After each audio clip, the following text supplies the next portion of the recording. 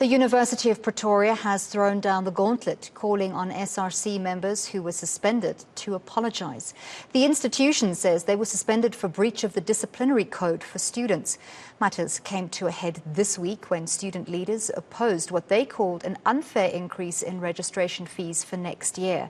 What's the way forward? Well, I'm joined by Tarik Lalla, who is the SRC Secretary at the University of Pretoria. Tarik, thank you very much for being here this evening. Thank you. Tarik, so you've defended the constitutional right of students and student leaders to protest, but the university says that the 7 SRC members who were suspended for disrupting campus activities, including classes, blocking entrances, and trying to prevent buses from transporting students between campuses. They allegedly, according to the university, prevented students from continuing with their academic program. Is that a correct reflection of what happened?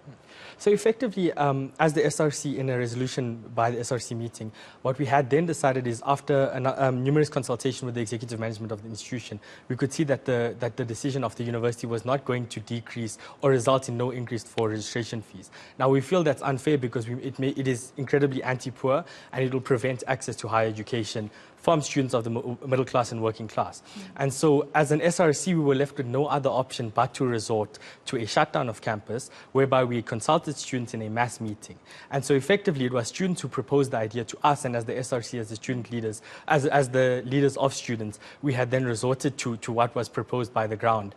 And so, effectively, we then did resort to those actions in order to ensure that, number one, students' voices are heard, and there is a fair consultation process. But on top of that, students' opinions and students' perspectives are included in these decision-making processes. Okay, so to unpack that for perhaps some of our viewers who haven't been following the story, this all happened over protests, over registration fees, and the university had said that the first payment of fees for next year had been adjusted from 5,000 Rand to 7,500 Rand, but that the total tuition fees wouldn't change. But as you're saying, that lower income students, you know, even though their overall tuition fees don't change, that makes a very big difference in terms of the singular amount they'd have to come up with in one payment early on in the year. So my question to you is, despite the importance of having student voices raised here, those students who were not partaking in this protest, were they prevented from attending class? Because if they were, then the university surely would have grounds to say, well, that's unacceptable. So, as I had said, it was a collective decision from students as in a mass meeting, and so the majority of students who were present in the mass meeting did consent to it, and so subsequently we did then resort to the disruption of classes, which we then decided as an SRC to suspend the disruption of classes in the day that followed, on the grounds that we don't want to prevent students from accessing classes. And so, obviously, as an SRC, then we had to resort, or we had to look to other sort of spaces to ensure that the university does come to the negotiating table, and that's where we went to the bus terminals. And in saying that, I mean, there was a lot of incorrect narratives by the institution, by the university executive management, around the behavior of the group that they are referring to. I mean, as mentioned, it is led by the SRC, the highest structure of student governance at the University of Pretoria, and to reduce, you know, that group of students who are with us, which I may say students who are directly affected by these increases, to just a small group or to a number of SRC members is very incorrect on the grounds that, as I mentioned, we are the highest structure of governance at the University of Pretoria, and it's very wrong for them to act in such a manner. Where do you think ultimately, because this has been the culmination of weeks of negotiation about these registration fees, where do you think the breakdown of communication happened that forced you to resort to a protest? So, as I had mentioned, there was numerous interaction between us and the executive management. I mean, first and foremost, on the day that they had announced to students that they are going to increase the registration fees, we had released a statement vehemently rejecting those increases on the grounds that, as mentioned, it is very anti-poor, it prevents access to higher education. And also, we feel that there was not a robust consultation process with any students, albeit even not the SRC. And so from there, we had obviously gone back and forth with the executive management with the intent to negotiate in good faith, which effectively culminated in a meeting that we had with the executive management.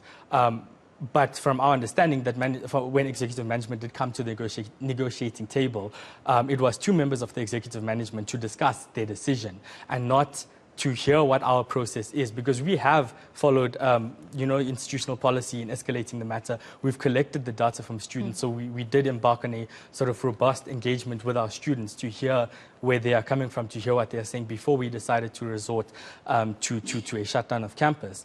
And so effectively, the breaking point was in that meeting, we had then obviously requested that the decision that they are bringing to us would be taken once more back to executive management. And the moment that meeting had sat where executive management had decided to maintain its stance, we were left with no other option but to continue as is. So university is essentially a business, and they've also experienced certain financial pressures over the past 2 years. So they've got their reasoning for wanting to increase the initial fees. They say a lot of students default later on, so at least if they collect an initial higher fee, they're in a better position to be able to provide the kind of services expected. So there are obviously two arguments here from both sides. Is there a figure somewhere in the middle that students would be happy with? Because in any kind of negotiation, if you look at unions' wage structures, each side has to come to the bargaining table with a figure in their mind of what would work. So, and this is number one, you mentioned something incredibly important, is what motivates and what justifies their decision. And we still feel like as students, but on top of that, as the SRC, we've not been provided with those reasons. They cite the COVID-19 pandemic, which I may just add is the same pandemic that students and their families faced. And on top of that, they do mention inflation, but nowhere in the world is inflation at 100% over 2 years. So this idea that they've given us their justification, it's not sufficient, we're not okay, or we cannot accept their justifications on the grounds that we feel like it doesn't hold water when we're negotiating. And that brings me to my second point, which is sort of where to from here, and that's it must be noted that in our first proposal to management, we did provide them with alternate solutions. We spoke about increasing the registration period to allow for students to pay that fee.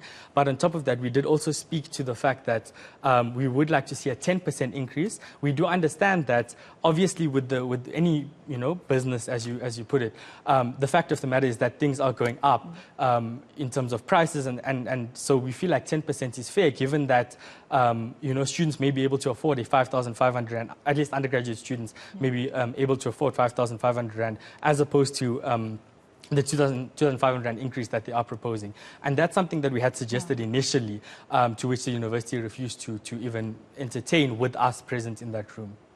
So my last question for you, the temporary suspensions, as this is according to the university, will be lifted immediately that the students commit to avoiding all actions that disrupt teaching and learning and all operational activities of the university, and that they apologise. What is your response? So it must be noted that the suspensions have been lifted already. And from our understanding, it's largely due to external pressure placed on the institution, because the moment that there were suspensions, the one thing that I do just want to point out is it's unheard of to suspend 7 SRC members for a non-violent protest that didn't result in any intimidation or didn't result in any damage of property. So that in itself is unheard of, and sort of for us to applaud for undoing what was already wrong in the first place, we're of the view is very incorrect. And so in saying that, the suspensions have been lifted largely due to external pressure from outside structures or whatever the case is. And so we are thankful for that, because it sort of gives us the opportunity to continue engaging. And as mentioned, whenever we do engage, we engage in good faith with the intent to find a resolution. Well, thank you very much for being here this evening. That was Tarik Lalla, who is the SRC Secretary at the University of Pretoria. We did invite the University of Pretoria to comment on the matter, but we have been told that the institution is not commenting at the moment.